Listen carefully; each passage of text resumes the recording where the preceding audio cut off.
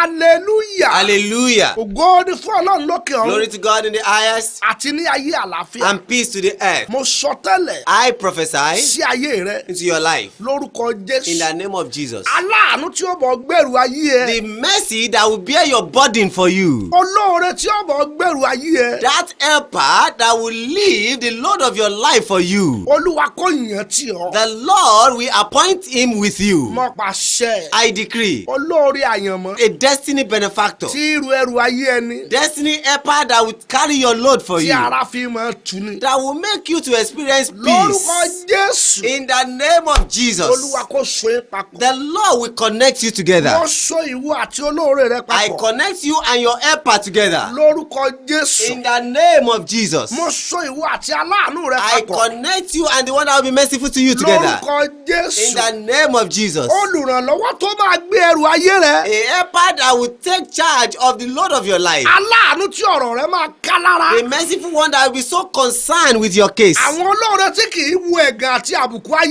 The ènìyàn. helper that will not look at all the disadvantages in your life. Lórúkọ Jésù. In the name of Jesus. Olúwa kó connect yín The papọ̀. Lord connects you together. Ọdún 12 For 12 years, ni mo fi béèrè fún divine connection. I used 12 years to ask and pray for divine connection. Nígbà tí mi ò rí ẹnìkan When I saw no one tó lè fún mi ní 5,000. who can give me 5,000 Ṣùgbọ́n naira. nígbà tí àdúrà gbà, But when prayers are answered, Ọlọ́run sì yàn wọ́n tì mí. and the Lord choose them and connect us Ẹ gbọ́ together. ọ̀rọ̀ Olúwa. Hear the word of God. Olóore tí ó gbé ọ Helper that will lift you títí tó fi dókè tán. until you will get to the topmost. Tí ó tún fún ọ ní backup tó fi ní And will jábọ́. even give you backup that will not make you to fall from the top. Orúkọ In the Jésù. name of Jesus. Aṣọ papọ̀ You mọ́ are lónìí. connected today together. Ọlá aṣọ papọ̀ You mọ́ are lónìí. connected today. Gbogbo ẹrù tó wúwo Every heavy load of your life nínú ayé rẹ. in your life, Ẹnìkan tí ó bá ọ gbé. someone that will carry them for you. Lórúkọ In Jésù. the name of Jesus. Ọlọ́run connect The yín Lord papọ̀. connects you together. Gbọ́ eléyìí Hear this. láti òní lọ. As from today, Àwọn tí ọ̀run ti ràn lọ́wọ́. those who heaven has helped, Àwọn tí Olúwa ti ṣàánú fún. those who God has helped, Tí ó ṣàánú fún ọ. that will show you mercy. Lórúkọ Jésù. In the name of Jesus, Kí wọ́n wá ayé rẹ kan. they will locate your Kí life. àánú fọ̀n fún ọ. Mercy will speak for you. Jésù Olúwa In wá. the name of Jesus.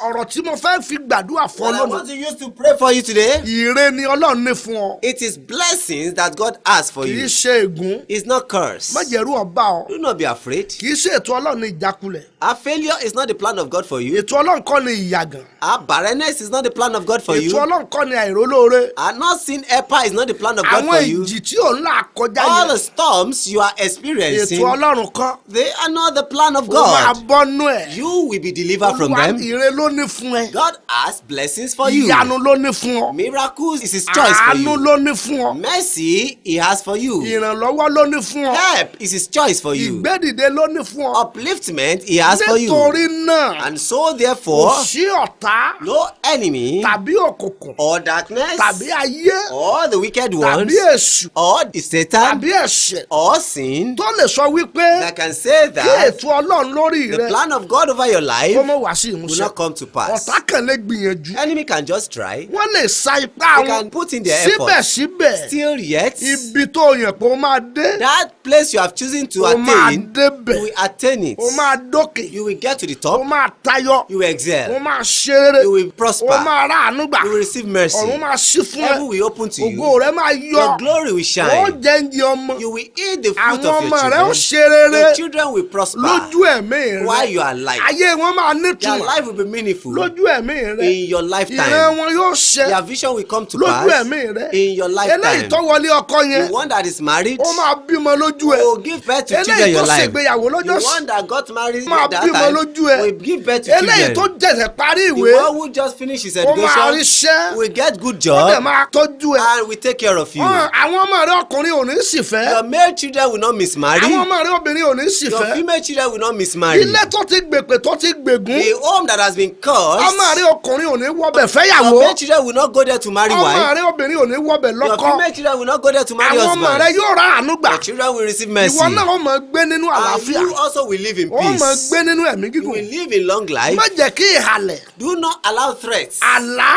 dream, tàbí àwọn ìjì or storms tó ń jà ní àyíká that rẹ is happening around you. má jẹ́ kó dẹ́rù bà Don't ọ́. let them bring gbà fear to pé you. ìran tó rere yóò ṣẹ. Believe that the good vision will come to gba pass. àsọtẹ́lẹ̀ rere ìgbọ́. Receive this good pé prophecy ìwọ náà máa ní ọjọ́ that you ẹ̀yẹ. also will have a day of o máa ní testimony. ọjọ́ You ayẹyẹ. will have day of àwọn ceremony. èèyàn máa celebrate People ọlọ́run pa will rẹ. rejoice and celebrate ó God máa with sí you. ilé. You will do your Máa lọ- housewarming. ó máa lọ sí abroad You wàá will máa lọ wàá máa travel bọ̀. abroad and come and go ó máa ní easily. ilé iṣẹ́ ńlá. You will have your own big eléyìí tó company. ti níyẹn ò ní The kú. one you have will àwọn not liquidate. àwọn lẹ́tà ayọ̀ rẹ gbogbo. All your letter of joy, ọlọ́run máa gbà the fún ẹ. Lord will release them to àánú máa you. fọ̀n fún Mercy ẹ. will speak for you. ìwé númẹ́rì orí kẹtàlélógún. Numbers chapter 23 bẹ̀rẹ̀ láti ẹsẹ̀ ìkíní. from verse 1. yes Bálámù sì wí fún Bálákì pé, yes mọ pẹpẹ méje fún mi níyìn, kí o sì pèsè akọ màálù méje yes àti àgbò méje fún mi. yes Bálákì sì ṣe bí Bálámù ti wí. yes Àti Bálákì àti Bálámù fi akọ màálù kan àti àgbò kan rúbọ lórí pẹpẹ kọ̀ọ̀kan. yes. Bálámù sì wí fún Bálákì pé, dúró ti ẹbọ sísun rẹ, èmi ò sì lọ. èmi ò lọ. Bóyá Olúwa yóò wá pàdé mi. yes Ohunkóhun tí ó sì fi hàn mí, èmi ò wí fún ọ. yes. Ó sì lọ ibi gíga ó kan. lọ bí gíga kan. Ọlọ́run sì pàdé ó Bálámù. lọ pàdé Bálámù. Ó sì wí fún ó wí un fún pé, pé. èmi ti pèsè pẹpẹ méje sílẹ̀. Yes. Mo sì fi akọ màálù kọ̀ọ̀kan àti àgbò kọ̀ọ̀kan rúbọ lórí pẹpẹ kọ̀ọ̀kan. yes. Olúwa sì fi ọ̀rọ̀ sí Bálámù ó ní fi ẹnu. ọ̀rọ̀ sí lẹ́nu. Ó sì wí pé, kí ni ọ̀rọ̀ tó Olúwa fi sí lẹ́nu. what is the word that the Lord put into Balaam's ẹjẹ́ mouth? agbọ́n tó sọ fún. Padà tọ̀ Bálákì lọ. Ahán. Báyìí ni kí ìwọ kí ó sọ. sọ báyìí fún un pé. Ó sì padà tọ̀ ọ́ lọ. Ahán. Sì kíyèsí. kíyèsí. Òun dúró ti ẹbọ sísun rẹ̀. Ahán. Òun àti gbogbo àwọn ìjòyè Móábù. yes. Ó sì bẹ̀rẹ̀ òwe rẹ̀. ó bẹ̀rẹ̀ òwe rẹ̀. Ó sì wí pé, ó wí pé. Bálákì, ọba Móábù, Ahán. mú mi láti Árámù wá, Ahán. láti òkè ńlá ìlà oòrùn wá, Yes. wí pé, wá, Ahán. fi Jákọ́bù bú fún mi, Ahán. sì wá, Ahán. kí o fi Ísírẹ́lì ré, Ahán. èmi ò ṣe fi bú. he said oh ọlọ́run ò ní ètò ibi fún ọ. The Lord has no evil plan for you. ènìyàn ló ń ṣiṣẹ́ yẹn. It is human being that is doing that òun ló evil. máa gbẹ́rù ẹ̀. It's the one that carries our ètò load. ikú ọmọ irọ́ ni. Our death of children, no. ìyàgàn kì í ṣe tiẹ̀. Barrenness is not your own. báwo lọ́lọ́run ó ṣe fi ọ́ rẹ́. How will God curse you? ire ló ní fún He ọ. has blessings kì í for ṣe you. ègún. It's not curse. yes ẹ mọ̀ ká sọ. Èmi ò ṣe fi bú. èmi ò ṣe fi bú. Ẹni tí Ọlọ́run kò fi bú.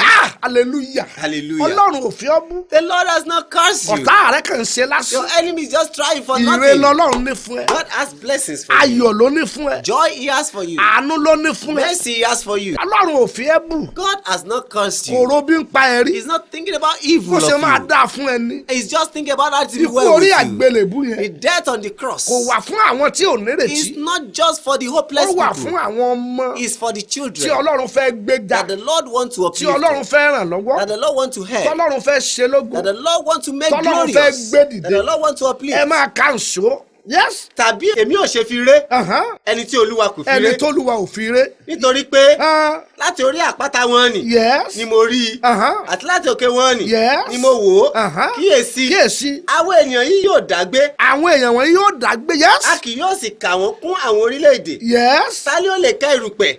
Jákọ́bù. elima ayéraba ká abáríkà ìtumọ̀ tó ń sọ ni pé àwọn èèyàn wọ̀nyí máa pọ̀ That gan. these people will be so numerous. wọ́n á tayọ gbogbo They will èèyàn. excel every other people. ìlérí ọlọ́run fún That ẹni is the promise of ó God máa for you. pọ̀ sí. And you will continue to increase. àwọn iṣẹ́ òòjọ́ rẹ yẹn yóò di ńlá mọ́ ẹ lọ́wọ́. Your daily dealing will become big. wàá máa ràn bí oòrùn. You will be shining like ó máa sun. yọ bí òṣùpá. And you will become in yes shining ẹ like mọ̀ the kàǹsó moon. yes. Àti wípé Ah. ta ni ó lè kẹ́ erùpẹ̀ Jákọ́bù yes. àti iye ìdámẹ́rin Ísírẹ́lì. Aha. Jẹ́ kí èmi kí ó kú ikú olódodo. yes. Kí ìgbẹ̀yìn mi kí ó sì dàbí tirẹ̀. aha ẹsẹ̀ ìkọkànlá yes. Bálákì sì wí fún Bálámù pé, yes. kí ni ìwọ ń ṣe sí mi kí yìí? ló ṣe yìí. Mo mú ọ wá láti fi àwọn ọ̀tá mi bú. yes. Sì kíyèsí, Ah. ìwọ ń súre fún wọn pátápátá. hallelujah. Hallelujah. ire lọ́lọ́run ní fún ọ. The Lord has blessings for you. olúwa Lord, súre fún mi. bless bless me. ẹ gbàdúrà yẹn. Pray that prayer. gbogbo ẹ̀yin tó ti gba Jésù All gbọ́ of you that you have accepted Jesus ní Christ as your Olúwa Lord and àti Savior, olùgbàlà as ayé, your Lord and ẹ Savior, má bẹ̀rù mọ́. do not be afraid Ìwọ kàn anymore. fi ẹ̀ṣẹ̀ sílẹ̀. Just do away with sin. gbogbo ẹ̀yin tí ẹ ò tí ì ní All Jésù, of you that do not have Jesus ẹ máa Christ, bọ̀ lọ́dọ̀ rẹ̀. come to Him. ẹni tí máa wẹ ègún The dànù, one who cleans all curses. ẹni tó wẹ̀ lórí The Adéfisóyè, one who cleans it away from Adefisoye. ó lè wẹ̀ lórí He tiẹ̀ náà. can cleanse it also from máa you.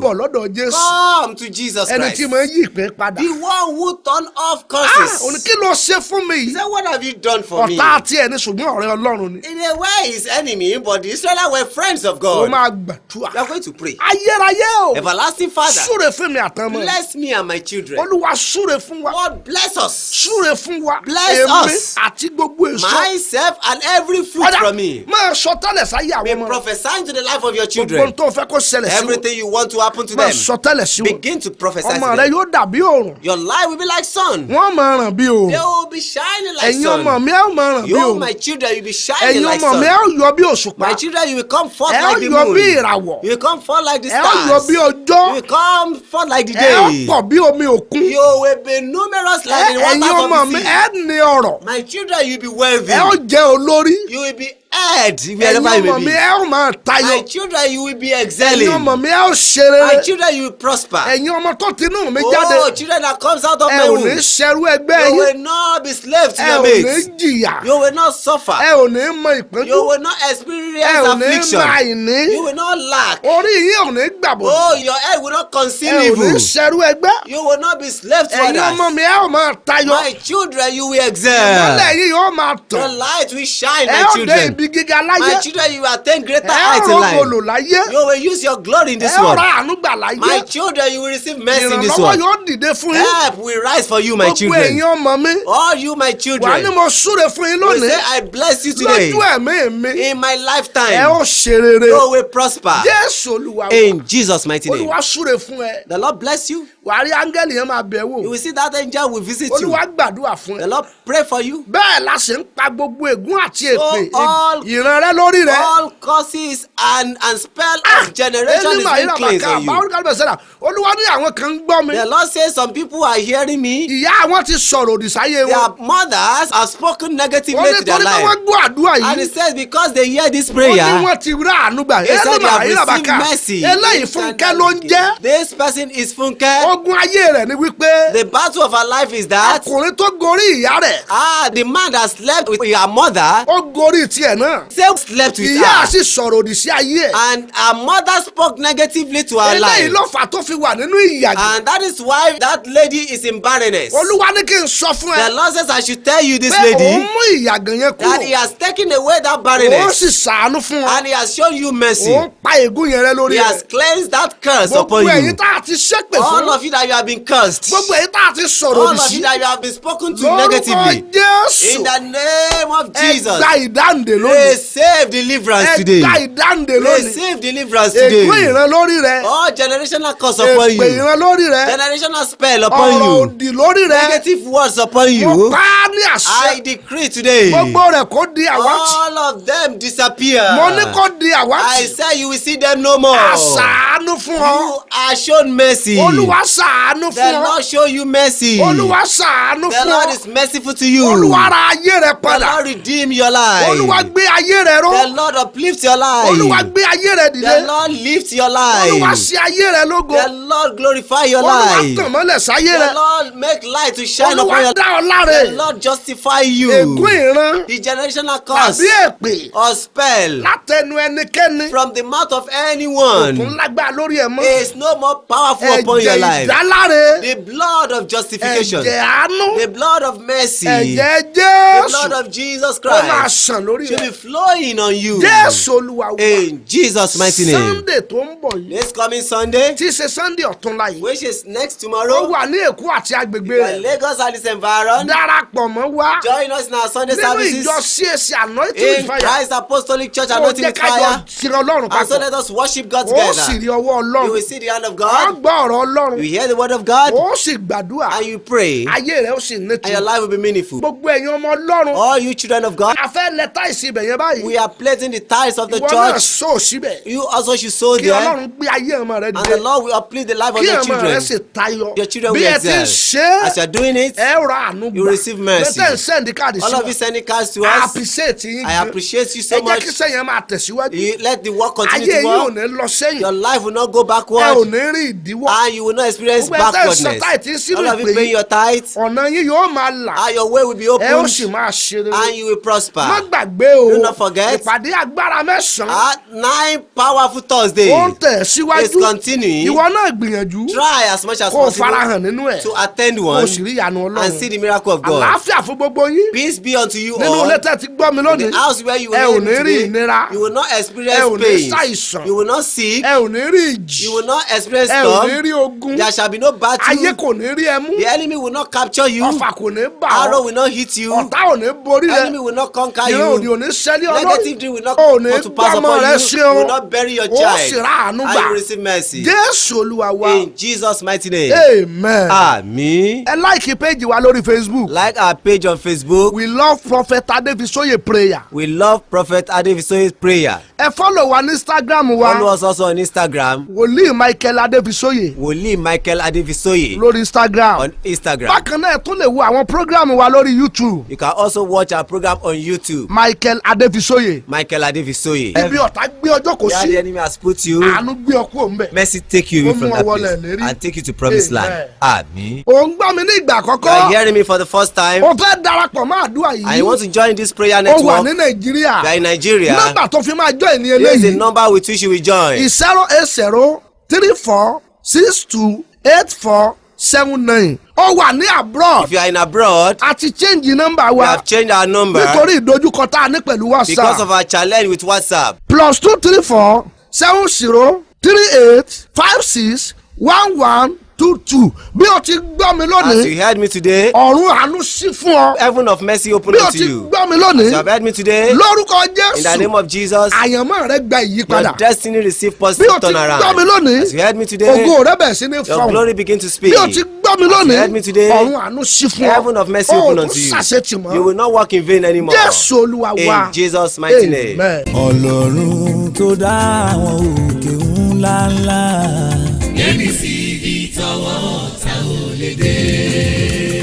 Ọlọ́run tó dá àwọn òkè orébù o. Yẹ́nì sí ibi tọwọ́ ta ò lè dé. Ọlọ́run Adébísóyè gbọ́wọ́ mi sókè o. Yẹ́nì sí ibi tọwọ́ ta ò lè dé. Kí n máa fò lókè o lókè lókè lókè lókè lókè á. Yẹ́nì sí ibi tọwọ́ ta ò lè dé. Ẹni tó jókòó síbi kọ̀kọ̀ ga ògo.